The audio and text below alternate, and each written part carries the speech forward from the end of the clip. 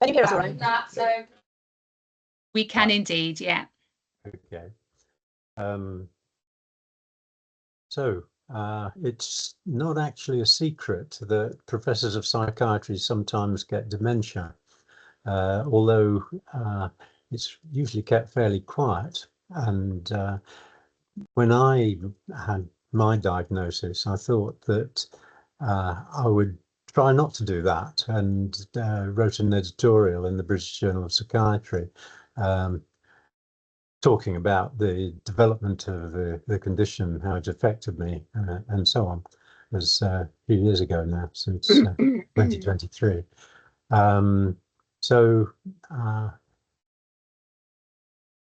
You need the next slide. I probably need the next slide. Yes, that's right. Next slide, please. How do we do that? No? And the next slide. Yes. And the next one, yes. So, first thing, as I noticed, were relatively simple things, a bit of forgetfulness. I would misplace things. I would contest that I didn't lose them. I just misplaced them temporarily, and they required a little searching for.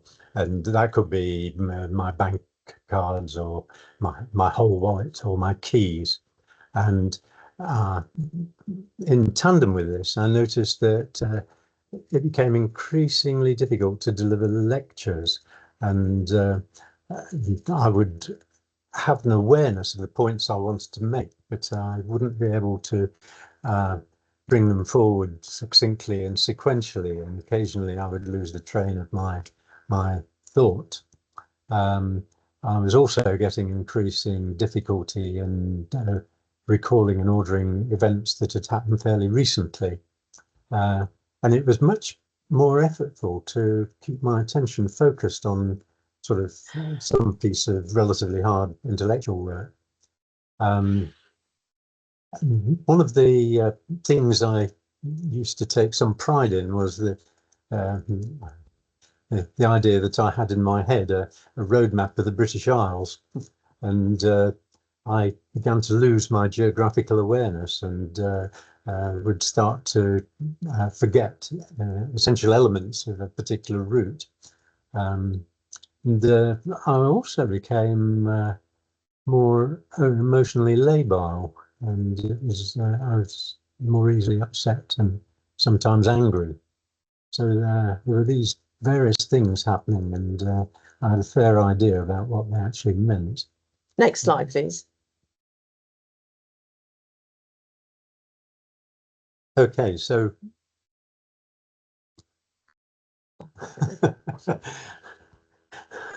there's a little X here we need to click. Trying to get rid of the yes, very good. Okay, so what's it like to have dementia? First of all, I'm well aware that my capacity is changing for the worse, and that I don't have access to memories instantaneously, and the memories may go completely. They also may go suddenly. You know, I think I have something I want to talk about, and it's disappeared, and this can be socially difficult. It's also hard to use cues to retrieve memories that have slipped out of consciousness. Elizabeth is my best cue. I can sometimes get hold of them again and sometimes not, which means that I have this rather patchy grasp of circumstances and events, particularly if I'm trying to relate them to somebody else. Next slide, please.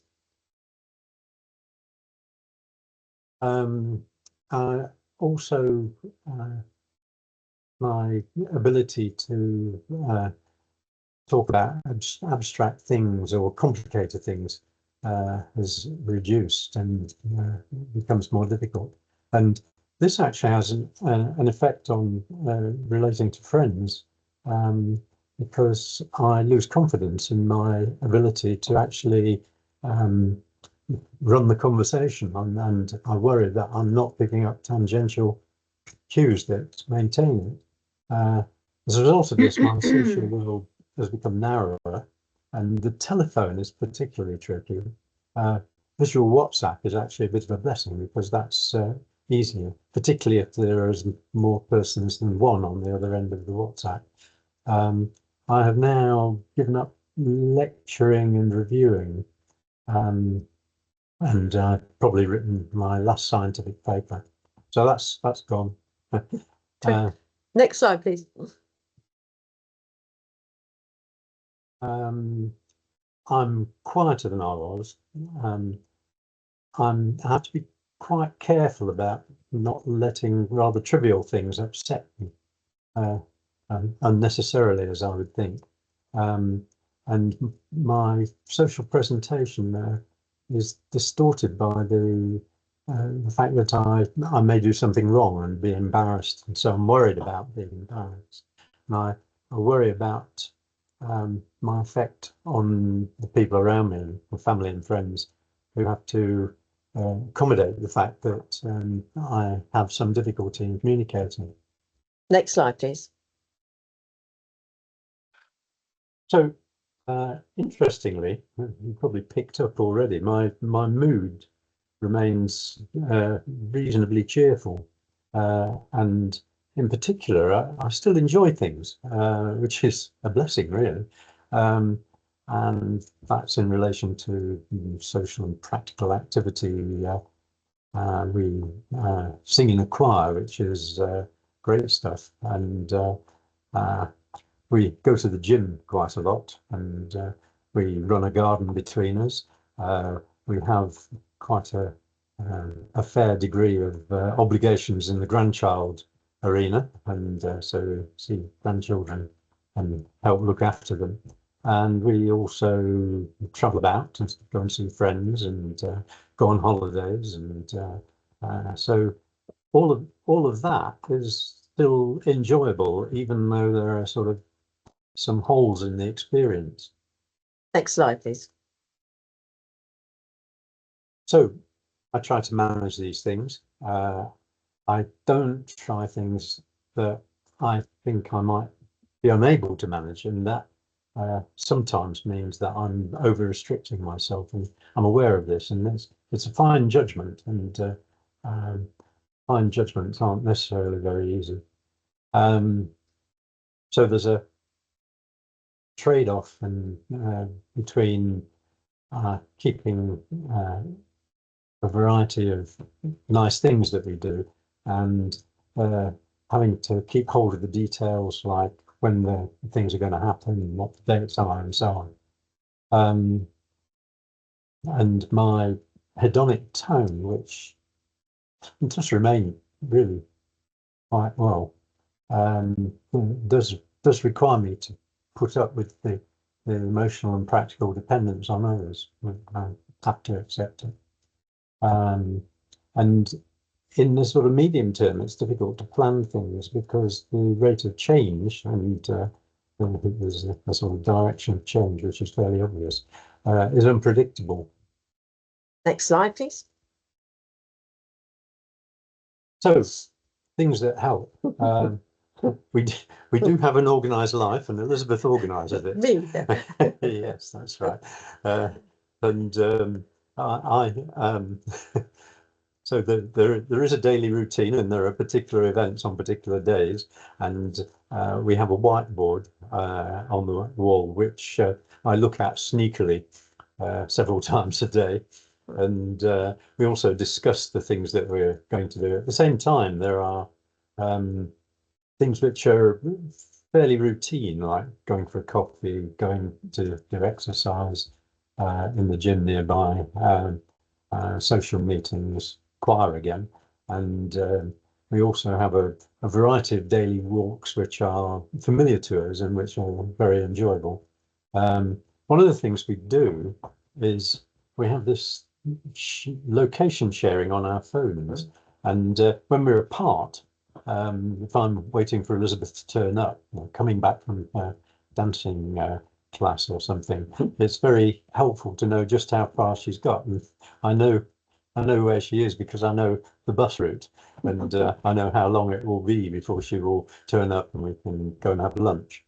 When we're traveling, I have a sunflower lanyard, and this is very, very helpful. Have people heard about this? It's for hidden disabilities. It's yeah. Yeah. Anyway, I have a sunflower lanyard. Can you please explain about that sunflower lanyard, please? I could actually go and get it in a minute. You can just send off for it if you've got a hidden disability, Yes, and it's well recognised, we think, in all the airports we've been to. Yes. Staff know about it and rush over and say, "What do you need?" Yes. Which is exactly what you need. Yeah. No, nobody. So where do we get it?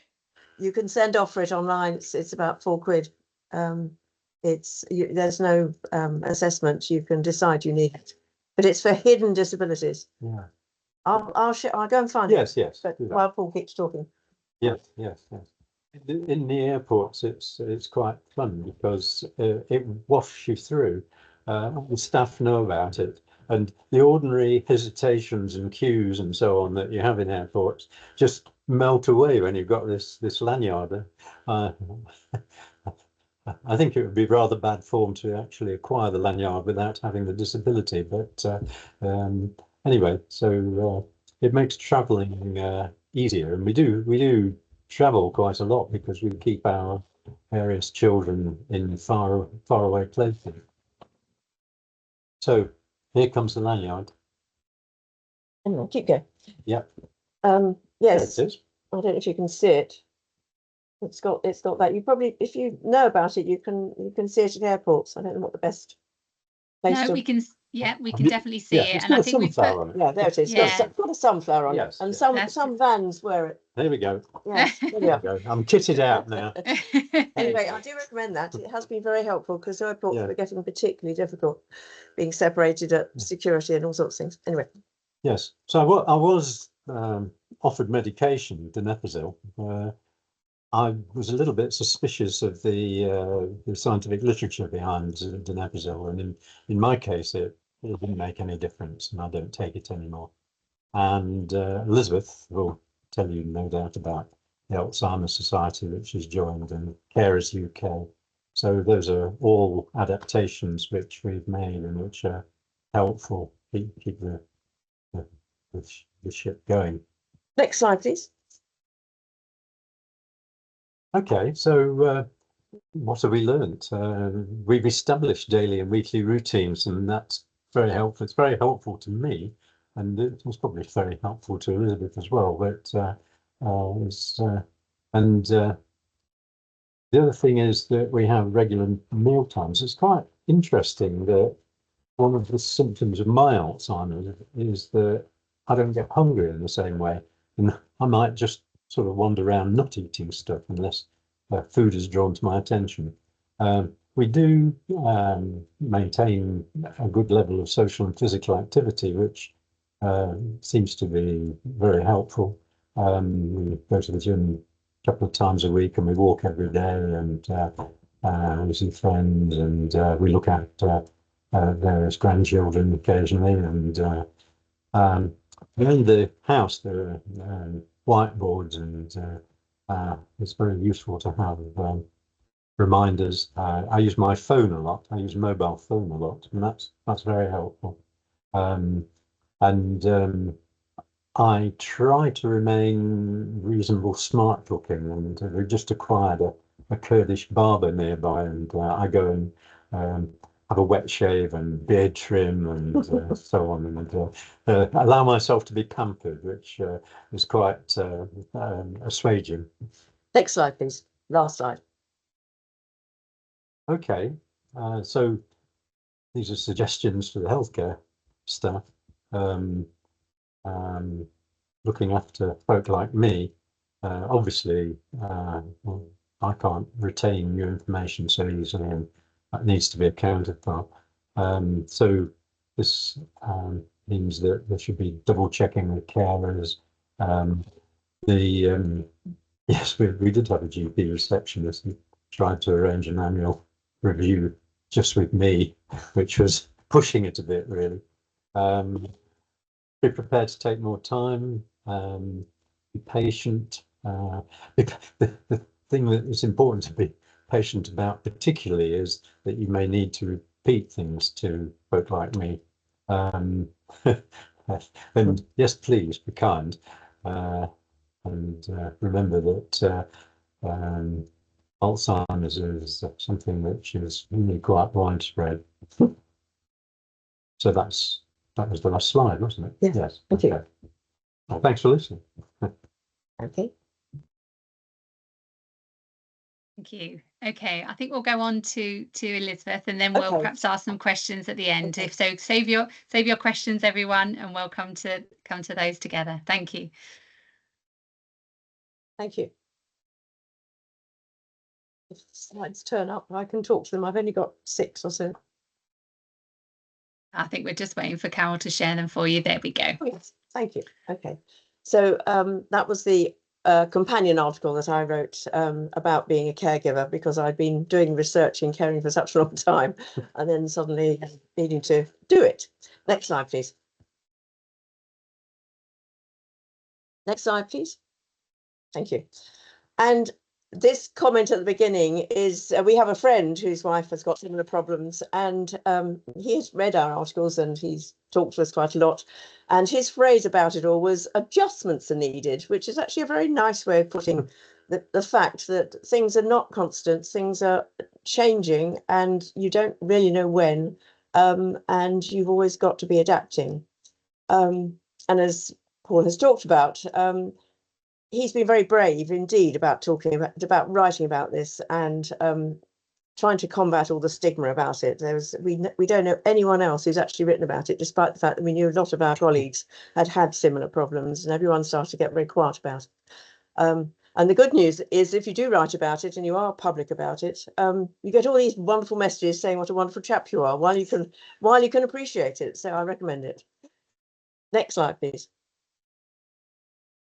So as Paul has talked about, there was initially just the forgetfulness, and the which was a little bit worse than just losing things. You get to the front gate and there wouldn't be a passport, and it was quite tricky. And so I persuaded Paul that it would be helpful if he managed what's called a man bag, like I do. So just having all the key things in one place, because what was happening, he was taking things out of one pocket, putting them in another pocket, and then you can't remember which pocket they've gone into. So just keeping things in one place, that's been good. And this whole thing about things, abstraction getting more difficult, confusion, not being able to do the academic work, things needed a lot of teaching, needed a lot of help, getting cross with me if I tried to help because I couldn't be right. So those moments have passed really, because Paul's mainly stopped those kind of issues. And now I really need to help nearly all the time with the computer, which is why you're on my computer and with my name on and not Paul's. Because computer, I mean, it's just not easy. You just can't see where the submit sign is, or how to organize it, and you've eventually got to update yourself. So I've taken that over. And this funny loss of internal maps, Paul absolutely was one of these people who studied maps on the toilet kind of person, just wherever, he just knew where everything was, knew exactly which route he was on, and it's disappeared. And if we get out, Paul is still able to drive, but I have to keep a close eye on where we're going, because if I suddenly look up where we're going, he says, "Oh, I don't know, where are we going?" So that interesting geographical bit is harder. So having each other's location has been very helpful, particularly if the phone comes out too, which is getting better. Next slide, please. And as I mentioned, becoming a carer, after all the research I've done, I've known the theory for a very long time and done a lot of work trying to help other people manage it. But it's not very easy. And what's been clear from the research and from my own experience is that it's not sensible to only be a carer. It's very depressogenic. It needs to a narrowing of your perspective, and sort of giving up other things. It just makes your life very kind of quiet. So I've been trying to balance that, and that's going a bit better. From the literature, carers need emotional and practical support, and we were just talking about this. There's actually no commissioned support from the memory clinic that Paul got his diagnosis from. There's no commissioned follow-up or anything, which would have been really helpful. And we happen to have wonderful extended family and friends. We've got 10 grandchildren between us. We've got lots of support, but it's not it is, I'll talk about it a bit later, it is lonely. It's something you just have to do. And the literature also says that the things that help are being active in your help seeking. And this is called coping self-sufficient efficacy. I thinking that perhaps whatever the problem is, you will find a way to manage it. Now, I seem to be someone who does seem to think I can manage a lot of things. So, for instance, the sunflower lanyard, and just trying to sort out the problems as they turn up and deal with them as they turn up. And they are both key predictors of a better outcome than kind of, well, particularly avoidance is not helpful, just hoping things will get better on their own, because of course they won't. And I also spent a lot of time doing research on the importance of a good relationship. This was in psychosis, but it's true of any caring role. I mean, if you've never had a good relationship with someone, once they get one of these problems, once they get Alzheimer's, your relationship is not going to improve. It's not going to make you like them better or feel more loving towards them if you've never liked them much. And so maintaining your good relationships and finding the good bits and hanging on to the good bits is absolutely crucial, both for Paul's good outcome and for mine. So we do try quite hard, exactly, all those hearts. We try quite hard to do that. Next slide, please. So suggestions for other carers. Well, I don't really have any suggestions for other carers, but if they would care to have a suggestion, it is lonely. It's interestingly lonely. It's constant and it's demanding. Oh, I cry.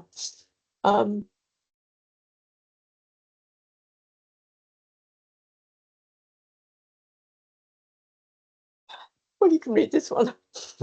I can read it. Need to find ways to be kind to yourself, because things will get worse, and you need to put plans in place in good time. Contact care and agency. Look at local health care homes together. We haven't done that yet. We haven't quite done that. No. I did look them up. There's a remarkable number just down the road. So Yes, we will do this. Crystal Palace is a sort of centre. I'm sure lots of places are. Yes, yes. Oh dear.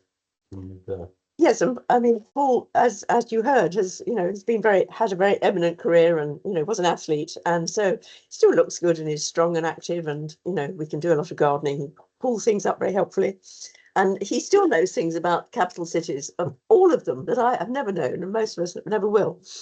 And it's also very helpful to keep him and myself connected with family, friends, and activities. He had an 80th birthday on Sunday, and we had the most enormous influx of relatives, which has been great fun.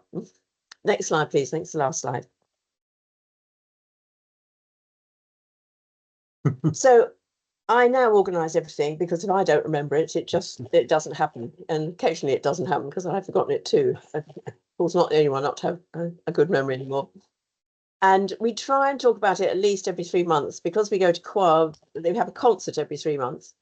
And it's quite, as you're winding down from singing very loudly or whatever it was, it's helpful just to see how it's going. And as I say, we go out every day for these grandchildren, we go visiting and things. And I think it's been particularly important not to have secrets. I've got a friend whose husband's got some problems like this, and he won't let her tell anyone, and she's in a terrible state. So silly not to tell people, so unhelpful. And because everybody knows, we don't have to rehearse it every time we meet someone, and all our neighbours know, and our friends and colleagues know, and we do receive a lot of support, and that's very helpful. So we have fun together. Still, we do enjoy things, and we try and hold on to that, and we love each other. Thank you. Oh, thank you both so much. We are delighted that you have come to talk to us today about your experiences, and I'm sure we've got lots of people who want to ask you some questions. So are you happy for us to continue?